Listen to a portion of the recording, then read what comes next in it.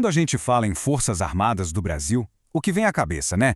Provavelmente defesa de fronteira, soldados, tanques. Mas olha, essa imagem é só a pontinha do iceberg.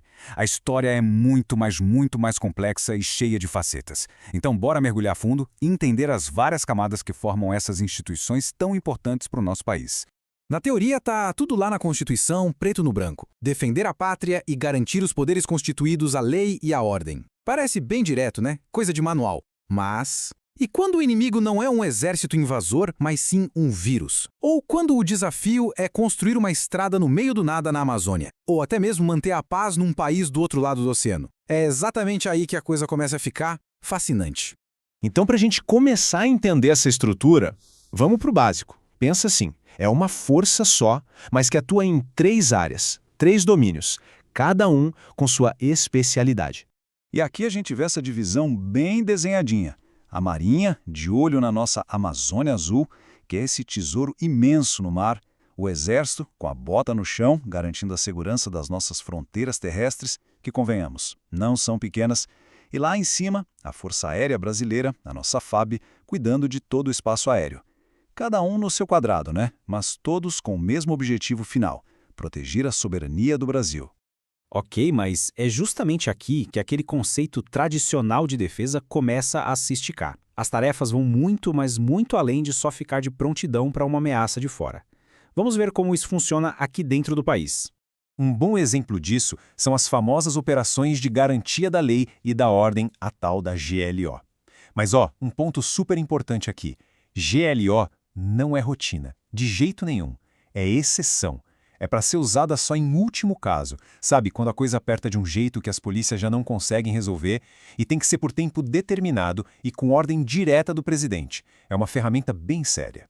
Beleza? Agora a gente chega no ponto central da nossa conversa de hoje. Se a gente já viu essa parte da força, da defesa, da GLO, existe um outro lado dessa moeda, um lado que talvez seja até mais presente no dia a dia da população e que define muito da relação com a sociedade. É o famoso lema braço forte, mão amiga. E aqui fica bem claro o que essa dualidade quer dizer. O braço forte é aquilo que a gente já imagina. O poder de dissuasão, a defesa das fronteiras, a proteção da nossa soberania. É a parte, digamos, mais casca-grossa. Agora, a mão amiga é outra história. É a face social, é a participação no desenvolvimento do país. É quando o uniforme militar está lá, lado a lado com a população, ajudando a construir, a cuidar, a apoiar. Tá, mas como isso funciona na vida real? Um exemplo são as ações cívico-sociais. Pensa na cena. Um navio hospital da Marinha, todo equipado, subindo um rio na Amazônia para levar médico e dentista para uma comunidade ribeirinha que, de outro jeito, talvez nunca visse um. Ou então um hospital de campanha que brota do chão em poucos dias depois de uma enchente. Isso, na prática, é a mão amiga em ação. E não é só isso. A capacidade de logística dos militares é algo absurdo e que se mostra fundamental em crises de saúde. A gente viu na pandemia, né? A ajuda na distribuição de vacinas foi crucial. E num exemplo mais recente e muito dramático, na crise humanitária dos povos Yanomami, foram os aviões e helicópteros da FAB que conseguiram chegar lá, levar ajuda e tirar quem precisava de socorro. Um trabalho que sem essa estrutura seria quase impossível. E essa contribuição para construir o país vai além da saúde. Tem engenharia militar. Eles têm uma característica muito peculiar. Eles constroem coisas importantes em lugares que ninguém mais quer ir. Sabe aquele local super isolado, de difícil acesso, onde uma empresa privada olha e pensa, não vai dar lucro, muito arriscado? É lá que a engenharia do Exército entra. E não estamos falando de obra pequena. Olha só esses exemplos. Pavimentar trechos da BR-163, uma estrada vital que corta a Amazônia, um desafio gigantesco. Ou ajudar na obra da transposição do Rio São Francisco, que é um projeto histórico para levar a água para o sertão. São projetos que não só mudam o mapa, mas que transformam a vida de milhões e milhões de pessoas. E essa mão amiga não atua só aqui dentro, não. Ela também viaja.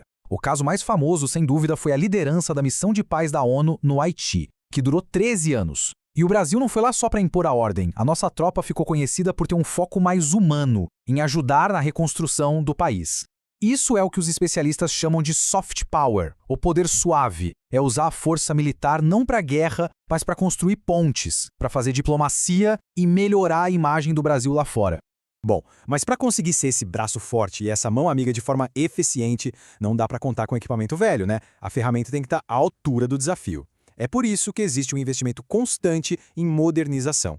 Vamos dar uma olhada agora em alguns dos projetos estratégicos que estão preparando as nossas Forças Armadas para o futuro. Começando por Baixo d'Água, o ProSub, que é o Programa de Desenvolvimento de Submarinos. O objetivo final dele é ambicioso: construir o primeiro submarino brasileiro com propulsão nuclear. Isso aqui é o braço forte na sua potência máxima. É uma arma de dissuasão, ou seja, um recado bem claro para quem tiver qualquer ideia de mexer com as riquezas da nossa Amazônia Azul. Já em terra firme, o braço forte virou um escudo de tecnologia. O nome do projeto é CISFRON.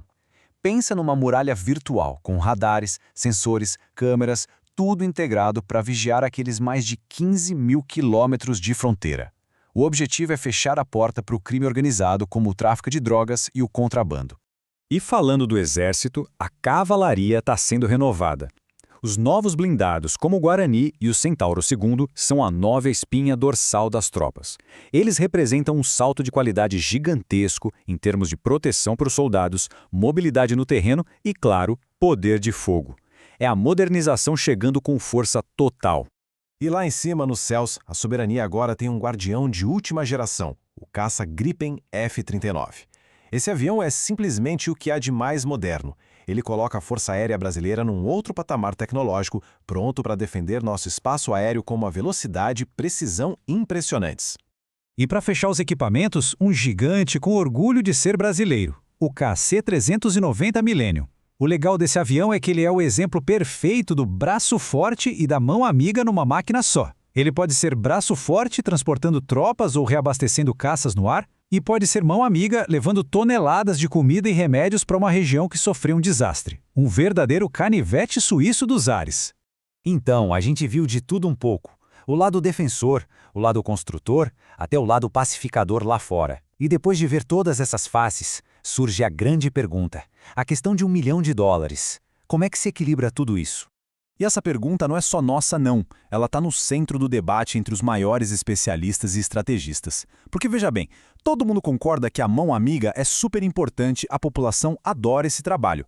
Mas o receio é, será que ao focar tanto nessas missões secundárias, a gente não acaba tirando recursos, tempo e treinamento da missão principal, que é a defesa do país? A questão não é escolher um ou outro, mas sim encontrar a fórmula mágica para fazer os dois funcionarem juntos, em harmonia. E é com essa provocação que a gente encerra. Pensando que o cobertor financeiro é sempre curto e os desafios são enormes, qual é o ponto de equilíbrio ideal entre as demandas do braço forte e as necessidades da mão amiga? Será que dá para ser nota 10 nas duas coisas ao mesmo tempo? Encontrar a resposta para isso não é só um exercício de estratégia, é definir qual vai ser o futuro e o papel das Forças Armadas no Brasil.